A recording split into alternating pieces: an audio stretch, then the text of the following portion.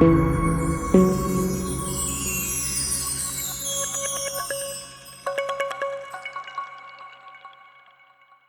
दोस्तों, नमस्कार। मैं आनंद सोनी आपका स्वागत करता हूं आपकी यूट्यूब चैनल स्टडी विद आनंद में। बच्चों, आज हम स्टार्ट करने वाले हैं कक्षा 10 गणित का चैप्टर नंबर 4 द्विघात समीकरण की प्रश्नावली 4.3 को।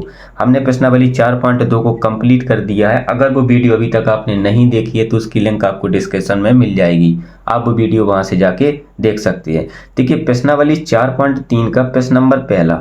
स्टार्ट करने से पहले हम देखेंगे कि द्विघात समीकरण का जो व्यापक समीकरण होता है वो कैसा होता है, और द्विघात समीकरण का जो फॉर्मूला होता है वो भी देखेंगे हम, और इसके जो कंडीशन होती हैं वो भी देखनी है हमें। तो चलिए, प्रश्नावली का प्रश्न नंबर पहले को देखने से पहले हम देखते हैं कि द्विघात समीकरण का व्यापक समीकरण कैसा होता है। तो चलिए देखते हैं यहाँ से क्या देखना है हमें। यहाँ से देखिए, यहाँ से हमें देखना है कि द्विघात समीकरण का व्यापक समीकरण क्या होता है। द्विघात समीकरण का व्यापक रूप कैसा होता है। व्यापक रूप या समीकरण आप कह सकते हैं, व्यापक रूप। देखिए, जो द्विघात समीकरण का व्यापक रूप होता है वो होता है हमारा ax² प्लस bx प्लस सी बराबर कितना होता है, 0 के बराबर होता है। देखिए, जो व्यापक जो हमारा द्विघात समीकरण होता है वो हमेशा एक ही फॉर्म का होता है, अर्थात या तो आपको x पद में दिया जाएगा पूरा द्विघात समीकरण, या आपको द्विघात समीकरण किसमें, y फॉर्म में दिया रहेगा। अब देखिए, अब देखते हैं हम इसका क्या द्विघात समीकरण का फॉर्मूला क्या होता है। द्विघात समीकरण का सूत्र। देखिए, जो द्विघात समीकरण का सूत्र होता है या फॉर्मूला होता है वो कितना होता है, वो होता है हमारा x बराबर होता है माइनस का b plus minus under root b square minus 4ac upon में कितना होता है, 2a होता है। ये होता है आपका द्विघात समीकरण का सूत्र। अब देखिए, इसको हमें देखना है, जो यहाँ देखिए जो b² माइनस 4ac है वो देखिए वो किसके बराबर होता है। जो b² माइनस 4ac है उसको हम क्या कहते हैं, ये होता है हमेशा d के बराबर। ये d का मान होता है, अर्थात d को हम विभक्तर भी कहते हैं। तो देखिए, जो d का फॉर्मूला होता है वो होता है b² माइनस 4ac। ठीक है, d को हम क्या कहते हैं, d को हम विभक्तर भी कहते हैं। क्या कहते हैं, विभक्तर। देखिए, वो आपसे सवाल है, पूछेगा कि इसका विभक्तर निकालिए, यानी कि d का मान निकालिए। तो सूत्र क्या होता है, d बराबर होता है हमारा b² माइनस 4ac। अब देखिए, इसकी कुछ कंडीशन होती हैं, वो आपसे सवाल में पूछ देता है कि मूलों का अस्तित्व है या नहीं है। यदि मूलों का अस्तित्व है तो इसके मूल बताइए।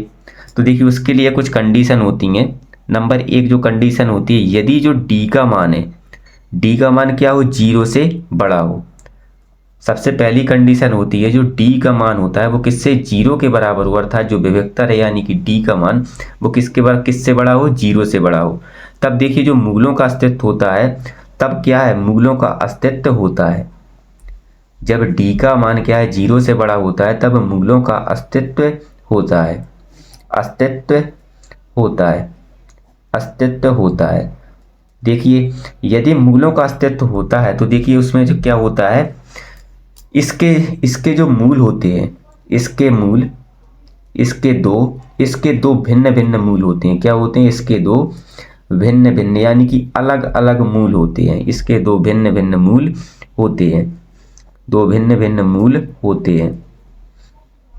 अब देखिए, इसके दो भिन्न भिन्न मूल होते हैं। यहाँ देखिए, जो d का मान आएगा वो कितना आएगा। देखिए, हम यहाँ से मान सकते हैं कि d का मान हमेशा कितना होगा, प्लस में होगा एक। तो देखिए, क्योंकि 0 से बड़ी संख्या क्या होती है, +1 होती है। तो या तो d का मान 1 हो सकता है, 2 हो सकता है, 3 हो सकता है, डॉट डॉट कुछ भी हो सकता है। देखिए यहाँ से, यानी कि होगा सब किस में, प्लस में होगा। तो पहली कंडीशन क्या होती है, यदि d का मान 0 से बड़ा है तब मूलों का अस्तित्व होता है और इसके दो भिन्न भिन्न मूल आते हैं, अर्थात दो विपरीत प्रकार के मूल होंगे, एक प्रकृति के नहीं होंगे। अब देखिए, जो कंडीशन नंबर दूसरी होती है वो कितनी है, वो है हमारे पास, यदि d का मान किसके बराबर हो, 0 के बराबर हो, तब मूलों का अस्तित्व तो होता है। तब मूल का अस्तित्व होता है। और देखिए, मूलों का अस्तित्व तो होता है, परंतु जो इसके जो मूल आते हैं वो कैसे आते हैं, बराबर होते हैं, तथा इसके जो मूल होते हैं इसके मूल कैसे होते हैं, इसके मूल बराबर होते हैं। कैसे होते हैं बच्चों, इसके मूल कैसे होते हैं, बराबर होते हैं। अब देखिए इसी का हम देखते हैं कंडीशन नंबर तीसरी। जो कंडीशन नंबर तीसरी होती है वो क्या होती है, देखिए इसकी जो कंडीशन नंबर तीसरी होती है वो होती है आपकी, यदि डी का मान किससे, जीरो से क्या हो, छोटा हो। यदि डी का मान जीरो से छोटा हो तब क्या होता है, तब मूलों का अस्तित्व नहीं होता है। तब मूल है जो मूल का अस्तित्व, तब मूल का अस्तित्व नहीं होता है, मूल का अस्तित्व नहीं होता है। और देखिए जब मूलों का अस्तित्व नहीं होगा तो इसके क्या है, कोई मूल प्राप्त नहीं होंगे। अर्थात यहाँ से क्या होता है, अर्थात कोई मूल प्राप्त नहीं होगा, कोई मूल प्राप्त नहीं होगा, कोई मूल प्राप्त नहीं होगा। देखिए ये तो हो गई आपकी कंडीशन। देखिए जब डी का मान, देखिए वो क्या कह रहा है, डी का मान किससे हो, जीरो से छोटा हो। अर्थात उसके कहने का मतलब है कि डी का मान जो होगा वो किस में आएगा, माइनस में आएगा। अर्थात -1, -2, -3, -4, क्योंकि सभी माइनस की जो संख्याएं होती हैं वो जीरो से छोटी होती हैं। चलिए अब देखते हैं प्रश्नावली अपनी 4.3 के प्रश्न नंबर पहले को। देखिए जो इसका प्रश्न नंबर पहला है वो कितना है, देखिए 4.3 का जो प्रश्न नंबर पहला है वो हमें क्या दिया गया है, वो कह रहा है कि प्रश्न नंबर 1 में निम्न द्विघात समीकरणों के मूलों की प्रकृति ज्ञात कीजिए। क्या ज्ञात करनी है हमें, प्रकृति। यदि मूलों का अस्तित्व है तो उन्हें ज्ञात कीजिए। देखिए अभी मैंने बताया आपको कंडीशन की मूलों का अस्तित्व कब होता है, वो आपको मैंने अभी बताया है। तो चलिए देखते हैं इसका प्रश्न नंबर पहले का पहला क्वेश्चन क्या है। देखिए जो आपका प्रश्न नंबर पहला है उसका जो क्वेश्चन नंबर पहला है वो कितना दिया गया है हमें, वो दिया गया है हमें कितना, 2x² माइनस कितना है 3x है, प्लस कितना दिया गया है, +5 बराबर 0 है। तो चलिए देखते हैं इस क्वेश्चन को। देखिए वो कह रहा है यहाँ से सबसे पहले तो हमें क्या देखना होगा कि मूलों का अस्तित्व है या नहीं है। तो मूलों का अस्तित्व देखने के लिए हमें कौन सा सूत्र लगाना होगा, t बराबर b² - 4ac, यानी कि विभक्तर वाला। लेकिन देखिए यहाँ से जो द्विघात समीकरण का जो व्यापक रूप होता है वो कितना होता है, ax² प्लस bx प्लस कितना होता है, c बराबर 0। देखिए पहले यहाँ से हम क्या करेंगे, a और b और c के मान निकाल लेंगे। तो देखिए a के स्थान पर यहाँ कितना दिया गया है 2, तो यहाँ से देखिए a बराबर कितना आ जाएगा 2। देखिए b के स्थान पर कितना दिया गया है -3, तो b बराबर कितना होगा -3, और c बराबर कितना दिया गया है 5, तो c बराबर कितना हो जाएगा 5 हो जाएगा। अब देखिए वी नो दैट हम जानते हैं, देखिए हम क्या जानते हैं, वी नो दैट हम जानते हैं जो फॉर्मूला होता है वो क्या होता है, d बराबर होता है कितना, b² - 4ac के होता है। और देखिए यहाँ से जो d का मान आएगा वो कितना आएगा, b के स्थान पर कितना रखेंगे हम, -3 का स्क्वायर। तो देखिए यहाँ कितना हो जाएगा, -3 का स्क्वायर -4, a की वैल्यू कितनी है 2 है, और c की वैल्यू कितनी है 5 है। तो यहाँ से देखिए इसको सॉल्व करेंगे तो कितना आएगा, देखिए 3 का स्क्वायर। अर्थात जब हम -3 गुणा -3 करेंगे तो देखिए माइनस का गुणा माइनस में करेंगे तो कितना आएगा, प्लस आएगा, और प्लस का कितना आएगा, 3 का गुणा 3 में करेंगे तो 9 आएगा यहाँ से। तो यहाँ देखिए यहाँ तो आ जाएगा 9, माइनस 5 का गुणा 2 में करेंगे 10 आएगा, 10 का गुणा 4 में करेंगे कितना आएगा, 40 आएगा। अब देखिए यहाँ से 40 में से जब हम 9 को घटाएंगे, और 40 देखिए क्या है, माइनस का है, तो माइनस के 40 में से जब 9 को घटाएंगे तो कितना आएगा, -31 आएगा। और देखिए हम जानते हैं कि जो 31 है वो किससे, 0 से क्या है, छोटा है। जो -31 है वो क्या है, 0 से छोटा है। अर्थात देखिए यहाँ से जो कंडीशन बनी है वो बनी है हमारी कि जो d का मान है वो किससे, 0 से क्या है, छोटा है। देखिए इस कंडीशन पर क्या होता है, जब d का मान 0 से छोटा होता है अर्थात यहाँ से हमें क्या है, मूलों का कोई अस्तित्व नहीं होता है। क्योंकि अभी मैंने पढ़ाई है आपको कंडीशन तीसरी नंबर की, वो क्या कहती है, वो कहती है यदि d का मान 0 से छोटा है तो मूलों का कोई अस्तित्व नहीं होगा, मूलों का कोई अस्तित्व नहीं होगा, मूलों का कोई अस्तित्व नहीं होगा। और जब मूलों का कोई अस्तित्व नहीं होगा तो हमें कोई मूल प्राप्त नहीं होगा। अब देखिए अब देखते हैं इसी के क्वेश्चन नंबर दूसरे को। देखिए क्वेश्चन नंबर दूसरा कितना है, 3x² - 4 √3x कितना है, क्वेश्चन नंबर दूसरा है हमारे पास कितना 3x² माइनस के 4 अंडर रूट 3x और कितना है +4 बराबर कितना दिया गया है 0। +4 बराबर कितना है हमारे पास 0 है। अब देखिए इसको सॉल्व करना है तो इसको देखते हैं। देखिए यहाँ से हम व्यापक समीकरण लिखेंगे। सबसे पहले क्या होता है हमारा ax² प्लस bx प्लस कितना होता है c बराबर 0 होता है हमारा व्यापक समीकरण। अब देखिए यहाँ से a के स्थान पर कितना है 3 है, तो यहाँ से हम कंपेयर करा लेंगे तो a बराबर हमें कितना प्राप्त हो जाएगा 3। b की जगह पे कितना है माइनस के 4 अंडर रूट 3, b बराबर है माइनस के 4 अंडर रूट 3 और जो c की वैल्यू है c बराबर कितना दिया गया है हमें 4, तो c बराबर कितना है हमारे पास 4 है। अब देखिए सबसे पहले हम क्या निकालेंगे, सबसे पहले हम निकालेंगे इसकी कंडीशन कि इसका मूलों का अस्तित्व है या नहीं। यदि मूलों का अस्तित्व होगा तो उसे सॉल्व करेंगे हम। चलिए देखते हैं। यहाँ से हमारा जो वेक्टर का सूत्र होता है वो कितना होता है, वो होता है हमारा d बराबर b² माइनस 4ac। अब देखिए यहाँ से v की वैल्यू हमारे पास कितनी है -4 अंडर रूट 3 का होल स्क्वायर, तो -4 अंडर रूट 3 का क्या होगा होल स्क्वायर माइनस 4 गुणा a के स्थान पर कितना रखेंगे 3 और c के स्थान पर कितना रखेंगे 4। तो देखिए d बराबर कितना होगा, इसका स्क्वायर निकालना पड़ेगा। तो यहाँ देख लेते हैं। देखिए जो -4 अंडर रूट 3 को जब हम 2 बार लिखेंगे -4 अंडर रूट 3, तो देखिए इसका जब गुणा कराएंगे तो माइनस माइनस का गुणा कराएंगे तो प्लस मिल जाएगा हमें।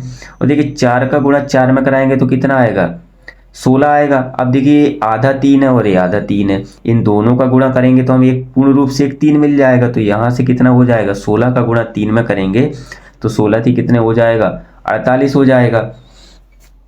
अब देखिए यहाँ से इसके स्थान पर तो रख देंगे हम 48 माइनस इसका गुणा करेंगे 4 का गुणा 3 में करेंगे 12 आएगा, 12 का गुणा 4 में करेंगे तो कितना प्राप्त होगा हमें 48 प्राप्त होगा यहाँ से। तो देखिए d बराबर कितना हो जाएगा +48 में से -48 को घटाएंगे तो d का मान कितना आएगा 0। देखिए इसमें कौन सी कंडीशन लग रही है, कंडीशन नंबर दूसरी, क्योंकि d का मान है वो किसके बराबर आ गया है 0 के बराबर आ गया है। अर्थात क्या होगा यहाँ से जब d बराबर 0 होता है तो मूलों का अस्तित्व होता है। क्या होता है, मूलों का अस्तित्व होता है। जब मूलों का अस्तित्व होता है तो हमें मूल भी निकालने पड़ेंगे, मूलों का अस्तित्व होता है। तो देखिए अब निकालेंगे हम इसके क्या मूल, और किस विधि से निकालेंगे द्विघात समीकरण से निकालेंगे। तो देखिए वी नो दैट हम जानते हैं यहाँ से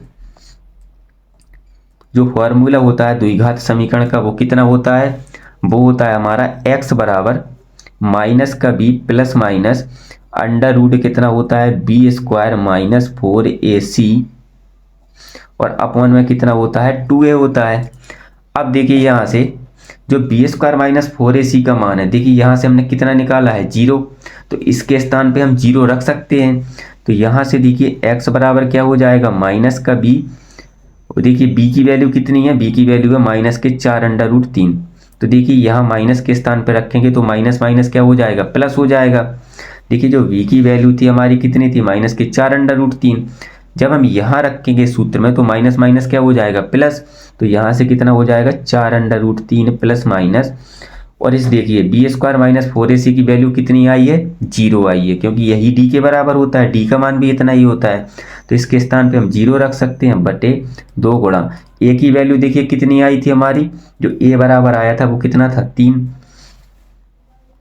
a कितना था 3 था। तो देखिए यहाँ से x बराबर कितना हो जाएगा 4 अंडर रूट 3, और देखिए प्लस माइनस क्या है, जब रूट 0 को रूट से बाहर निकालेंगे तो 0 ही आएगा, और 3 का गुणा 2 में करेंगे तो कितना आएगा यहाँ से प्राप्त होगा हमें 6 प्राप्त होगा। अब देखिए एक बार हमें इसको जोड़ना है, एक बार क्या करना है हमें घटाना है, तो यहीं देख लेते हैं इसको। तो देखिए x बराबर 1 पहले सबसे पहले हम क्या करेंगे यहाँ लिख लेंगे जोड़ने पर, क्या करने पर जोड़ने पर। जब हम जोड़ेंगे इसको तो क्या आएगा यहाँ से आएगा 4 अंडर रूट 3 प्लस 0 और बट्टे में कितना आएगा 6। देखिए 4 अंडर रूट 3 में 0 को जोड़ेंगे तो उतना ही आएगा। तो x बराबर यहाँ से कितना हो जाएगा, यहाँ से हो जाएगा हमारा 4 अंडर रूट 3 बटे 6। अब देखिए 2 से काट लेंगे, 2 से 4 को काटेंगे तो 2 बार कटेगा, 2 से 6 को काटेंगे तो 3 बार कटेगा। तो यहाँ से कितना आ जाएगा 2 अंडर रूट 3 बटे 3। देखिए ए आ गई आपकी, एक मूल आ गया आपका x का। अब देखिए यहीं से हम क्या करेंगे इसको एक बार घटाएंगे, तो यहीं से लिख लेंगे क्या करने पर घटाने पर। जब घटाएंगे तो कितना आएगा x बराबर 4√3 और माइनस कितना करेंगे 0 और बट्टे में कितना आएगा 6। तो x बराबर कितना होगा, देखिए 4√3 में से 0 को घटाएंगे तो उतना ही प्राप्त होगा हमें। 4√3 बट्टे में कितना हो जाएगा 6। देखिए इसको भी काटेंगे तो क्या होगा, यहाँ से 2 से कटेगा, 2 बार में 4 और 2 से 6 को काटेंगे 3 बार कटेगा तो कितना आएगा, यहाँ से 2√3 बटे कितना आएगा 3। और देखिए आपको कंडीशन भी पता है, जब d बराबर 0 होता है तो हमें दो एक से कैसे मूल्य प्राप्त होते हैं, दो बराबर यानी कि एक प्रकार की एक जैसे मूल्य प्राप्त होते हैं। तो देखिए यहाँ जो x की वैल्यू आई है वो कितनी आई है 2√3 बटे 3 और यहाँ भी देखिए जो x की वैल्यू आई है वो कितनी आई है 2√3 बटे 3। ये हो गया आपका क्वेश्चन नंबर दूसरे का आंसर। अब देखते हैं इसी का हम क्वेश्चन नंबर कितना तीसरा। देखिए जो क्वेश्चन नंबर तीसरा है वो कितना दिया गया है हमें, वो दिया गया है हमें कितना है, यहाँ से है 2x² माइनस का कितना है 6x और प्लस कितना है 3 बराबर किसके है 0 के। अब देखिए इसको भी सॉल्व करना है तो यहाँ से देखिए सबसे पहले हम क्या लिखेंगे, व्यापक समीकरण क्या होता है हमारा ax² माइनस का कितना ax² plus bx plus c बराबर कितना होता है 0 के बराबर होता है। तो देखिए यहाँ देखिए जब हम इसको हम कंपेयर कराएंगे यानी कि जब बराबर करेंगे दोनों को तो क्या होगा, यहाँ से देखिए हमें यहाँ से जो a की वैल्यू प्राप्त होगी वो कितनी प्राप्त होगी, a बराबर होगा यहाँ से हमें 2 प्राप्त होगा। और देखिए b के स्थान पर कितना है -6 तो b बराबर कितना होगा -6 और c बराबर कितना होगा, c बराबर हमें यहाँ से प्राप्त हो जाएगा 3। अब देखिए अब इसको हम क्या निकालेंगे, इसके हमें मूल्य सबसे पहले तो हमें चेक करना है कि इसके मूल है, इसका अस्तित्व है या नहीं है। तो हम क्या निकालेंगे, पहले d का मान निकालेंगे। तो d बराबर फॉर्मूला कितना होता है, d बराबर होता है माइनस का b² माइनस 4ac। देखिए यहाँ पे वैल्यू रखेंगे, b बराबर कितना है, b बराबर है -6। देखिए -6 का स्क्वायर माइनस 4, a का मान कितना है, a का मान है 2 और c की वैल्यू कितनी है, c की वैल्यू है 3। तो देखिए जब -6 का स्क्वायर करेंगे तो कितना होगा 36 प्राप्त होगा, -3 का गुणा 2 में करेंगे तो 6 और 6 का गुणा 4 में करेंगे तो कितना आएगा 24।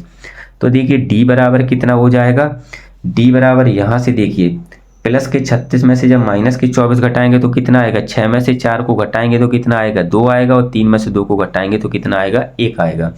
यहाँ देखिए d का मान आया है वो कितना आया है 12 और 12 किससे बड़ा है 0 से बड़ा है, कंडीशन नंबर पहली। तो देखिए यहाँ से देखो यहाँ से हमें पता है, तब देखिए यहाँ से हमें क्या पता है कि मूलों का अस्तित्व होता है। यदि d का मान क्या होता है 0 से बड़ा होता है तो मूलों का अस्तित्व होता है, तो मूलों का अस्तित्व होता है। और जब मूलों का अस्तित्व होता है तो हमें ये भी पता है कि दो कैसे मूल हमें प्राप्त होंगे, यहाँ इस कंडीशन पे दो अलग प्रकार के यानी कि भिन्न भिन्न प्रकार के दो हमें मूल प्राप्त होंगे। तो चलिए इसको सॉल्व करते हैं हम किससे, द्विघात समीकरण से। तो देखिए यहाँ से द्विघात समीकरण का जो सूत्र होता है वो कितना होता है हमारा, जो द्विघात समीकरण का सूत्र होता है वो होता है x बराबर माइनस का b plus minus √b² minus का कितना होता है 4ac अपॉन में कितना होता है 2a होता है। तो देखिए यहाँ से x बराबर कितना होगा, देखिए b की वैल्यू कितनी थी हमारे पास, b की वैल्यू थी -6। तो देखिए यहाँ रखेंगे b का मान, तो देखिए माइनस माइनस प्लस में हो जाएगा तो प्लस का 6 होगा plus minus b² minus 4ac का मान कितना आया है 12। तो यहाँ रख देंगे कितना 12 बटे 2 गुणा a की वैल्यू कितनी थी, a की वैल्यू हमारी आई थी यहाँ से कितनी 2, तो a के स्थान पे यहाँ कितना रखेंगे 2। तो x बराबर कितना होगा यहाँ से 6 प्लस माइनस, और देखिए 12 को जब हम फैक्टर से बाहर उससे वर्गमूल से बाहर निकालेंगे तो कितना आएगा, 2 से 12 को काटेंगे 6 बार कटेगा, 2 से 6 को काटेंगे 3 बार कटेगा, 3 से 3 को काटेंगे कितने बार, 1 बार कटेगा। तो देखिए जोड़ा किसका बन रहा है 2 का, तो 2 तो बाहर आ जाएगा, तो यहाँ से कितना हो जाएगा 2√3 बटे में कितना हो जाएगा 4। तो देखिए यहाँ से ऊपर हमें कॉमन क्या मिल जाएगा, ऊपर कॉमन है हमारे पास कितना 2, तो यहाँ कितना रहेगा 3 प्लस माइनस, और यहाँ देखिए 2 बाहर निकल गया तो कितना आएगा √3 बट्टे में कितना होगा 4। देखिए 2 से 4 को काटेंगे तो कितनी बार कटेगा 2 बार कटेगा। अब देखिए एक बार इसको हम जोड़ लेंगे, एक बार क्या करेंगे इसको हम घटा लेंगे। तो यहाँ लिखेंगे हम क्या, जोड़ने पर जब हम जोड़ेंगे तो क्या आएगी x की वैल्यू, x बराबर 3 प्लस √3 बटे 2 आएगा। और देखिए जब इसको हम घटाएंगे, अब क्या करेंगे हम इसको घटाने पर। जब हम इसको घटाएंगे तो x का मान कितना आएगा, x बराबर 3 माइनस का अंडर रूट 3 बट्टे कितना आएगा, 2 आएगा। ये रहे आपके दोनों मूल। अब देखते हैं हम इसका प्रश्न नंबर दूसरा। देखिए इसका जो प्रश्न नंबर दूसरा है वो कह रहा है कि निम्न प्रत्येक द्विघात समीकरण में हमें किसका मान निकालना है, k का एक ऐसा मान ज्ञात कीजिए उनके कैसे हो, दो मूल बराबर हो। और देखिए मूल कब बराबर होते हैं, जब हमारी कंडीशन क्या होती है, d बराबर 0 होती है। तो चलिए देखते हैं इसको। देखिए इसको क्वेश्चन नंबर पहले को देखते हैं। क्वेश्चन नंबर पहला कितना है हमारा, इसका क्वेश्चन नंबर पहला है 2x² प्लस कितना हो जाएगा kx और प्लस कितना है 3 बराबर 0। अब देखिए इस क्वेश्चन को सबसे पहले हमें क्या निकालना होगा, यहाँ से हम व्यापक समीकरण निकालेंगे। तो व्यापक समीकरण क्या होता है हमारा, ax² प्लस bx और प्लस कितना होता है c बराबर 0। अब देखिए इन दोनों को जब हम कंपेयर कराएंगे यानी कि बराबर करेंगे तो a के स्थान पर कितना है 2, तो यहाँ से आ जाएगा a बराबर 2 और b के स्थान पर कितना है k, तो b बराबर कितना हो जाएगा k और c बराबर कितना है हमारे पास 3, तो c बराबर यहाँ से कितना आ जाएगा 3। अब देखिए दोनों मूल बराबर की कंडीशन क्या होती है, d बराबर 0 में मूल बराबर होते हैं हमारे। तो देखिए यहाँ से जो हमारा विभक्तर का सूत्र होता है वो कितना होता है, d बराबर b² माइनस का कितना होता है 4ac। और देखिए d बराबर हमें कितना रखना होगा यहाँ से 0, तो d के स्थान पे तो हम 0 रख देंगे। अब देखिए b की वैल्यू कितनी थी हमारी k, तो यहाँ से कितना हो जाएगा k² माइनस 4, a की वैल्यू कितनी है 2, तो यहाँ से 2 आ जाएगा और c की वैल्यू कितनी है 3। तो देखिए 0 बराबर यहाँ से कितना होगा k² माइनस 3 का गुणा 2 में करेंगे तो 6 आएगा, 6 का गुणा 4 में करेंगे तो कितना आएगा 24 आएगा। अब देखिए 24 को जब हम इस साइड लेके आएंगे पक्षांतर करेंगे तो देखिए माइनस में इस साइड आएगा तो किस में हो जाएगा, प्लस में। तो यहाँ से देखिए जो k² बराबर होगा वो कितना होगा, प्लस 24 होगा। अब देखिए इसका हम क्या करेंगे, दोनों साइड वर्ग करने पर, क्या करने पर, वर्ग करने पर, यानी कि जब हम इनका दोनों का वर्गमूल लेंगे यानी कि वर्ग करेंगे तो यहाँ से देखिए क्या प्राप्त हो जाएगा, k² अंडर रूट k² और यहाँ से कितना हो जाएगा अंडर रूट 24 हो जाएगा। तो देखिए वर्ग से वर्ग कट जाएगा तो क्या होगा, यहाँ से k प्राप्त होगा और देखिए अंडर रूट कितना हो जाएगा 24।